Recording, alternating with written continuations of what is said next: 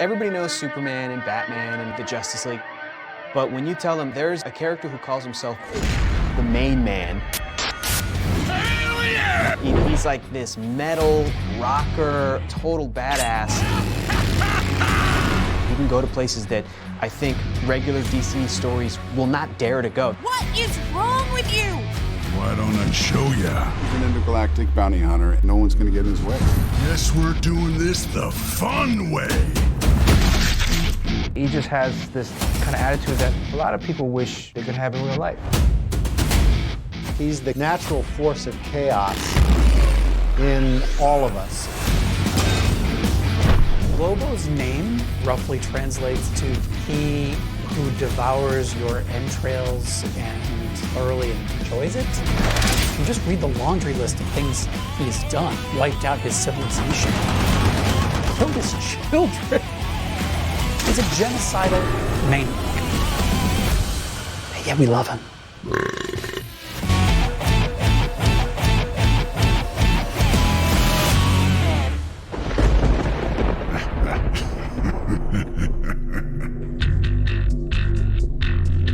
Lobo in 1983, when he first appeared in the Omega Men, he was very much sort of a normal build. Well, normal for a comic book. At the time that Louise Simonson and I did our Lobo story in Superman the Man of Steel, that was right in the heart of the sort of image boom when, in the 90s, muscles got really big. We had been through Schwarzenegger and Stallone.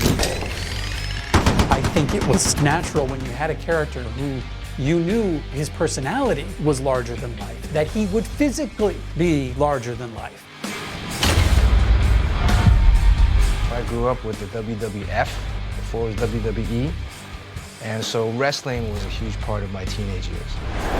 Terminator, Rocky, infused along with over-the-top wrestling, I try to put into Lobo when I'm drawing him.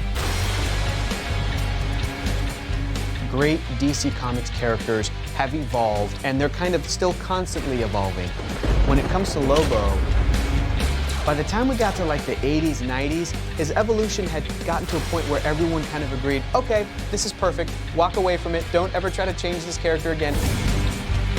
So his muscles got bigger in the 90s. Superman's muscles started to get bigger, and his jaw got bigger.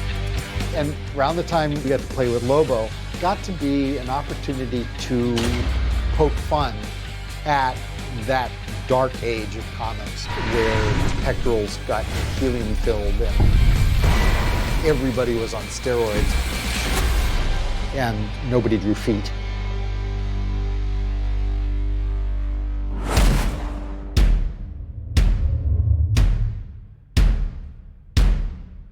The artwork for Lobo was huge for me. It was very helpful to be able to get into Lobo, is to see, such beautiful artwork. Lobo is created by Roger Slifer and Keith Giffen. Now where'd those assholes put my bike? You have very limited real estate within a comic book page. And then within the comic book page are, 4, 5, 6 different panels. And so you really have to capture essential images that can tell the story, but also make each page pop out. Bisley's work sort of vacillates between hyper-realistic, thoroughly rendered, almost very painterly stuff, and then suddenly just almost abstract cartooniness. Instead of drawing Superman to make him look perfect, here's Lobo and it's insanity, and it's got the hair, and he's got the handlebar mustache, and his arms are all hairy, and the bike, oh, I can't wait to design that bike. If it's not clear that I'm a fan of Lobo, then let me make it clear. I'm a fan of Lobo. When I drew the epic confrontation between Superman and Lobo in Superman Man of Steel number 30, I wanted to focus on Lobo as a sort of a rubber-faced, rock and roll, barbarian outlaw. If you have a character like Superman, I mean, that's just the S, the red cape, and that's it. But with Lobo, there's a lot of little gadgets, little things that you can add, personal touches. This chain is actually something it's a pain in the ass to draw, but it's a lot of fun. Have the chain stretched right out at the camera. Knee pads, his boots, his equipment, you know, his hog, space hog. It's really long and elongated. There's a lot of different versions of it.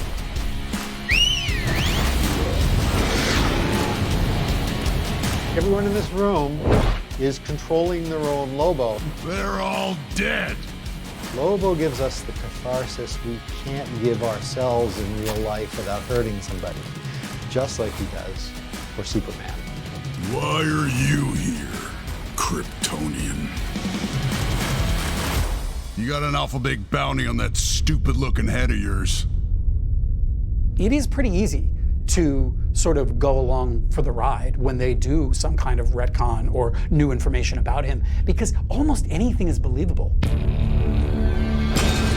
You understand the choices of the characters around Lobo by seeing that sort of Lobo baseline of the terrible things he says and does. I think that's very freeing as a storyteller. You shouldn't lie about bombs.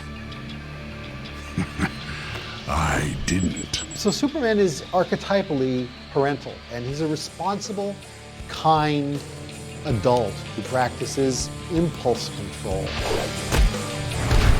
Lobo, on the other hand, doesn't give a frag about impulse control, uses his power any way he wants. The delightful thing about them is that they're both these extremes who need a little bit of each other.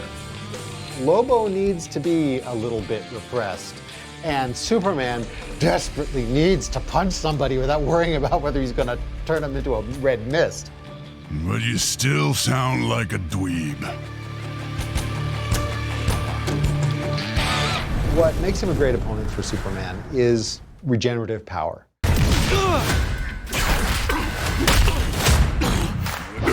Superman could literally knock his block off and he'd recover. That also makes Lobo like a cartoon character. He's gonna keep coming until he gets you. And I think that's the biggest fear. Who? Very simple, and yet he has this insanely brilliant, genius ability to concoct these weapons of mass destruction and death, and that makes him scary. But I think that's all a product of how deceptively intelligent and calculating Lobo is. You could have mentioned the immortality. I like to keep people guessing. There's a lot of characters and a lot of villains in comics and in movies that I think, well, I might do that same thing. You should have seen the look on your face, though. There is very little that Lobo would do that any of us do. Wham, bam, boom. And I think that's comforting. Wherever he's going, he's the life of the party, even if no one's there. Sometimes he's a good guy, and sometimes he's a bad guy. But he just walks his own path. It's a fun line to kind of dance on. Motherfucker. So you can do whatever the frag you want with Lobo, and it's fine. Name's Lobo. In Man of Tomorrow, it was really important for Lobo to be set up as an antagonist. Nah. Nothing more easily helps you accept someone as an antagonist than having them say and do just terrible things right out the gate. Come on, girlie. But you know, he's Lobo, so he can always surprise you. Purdy, ain't it? This Superman movie, it's actually all about Lobo. That's all that really matters, right? All right, ladies. I gotta take a big old space dump, and I don't do it no place but my own. So, smell you later!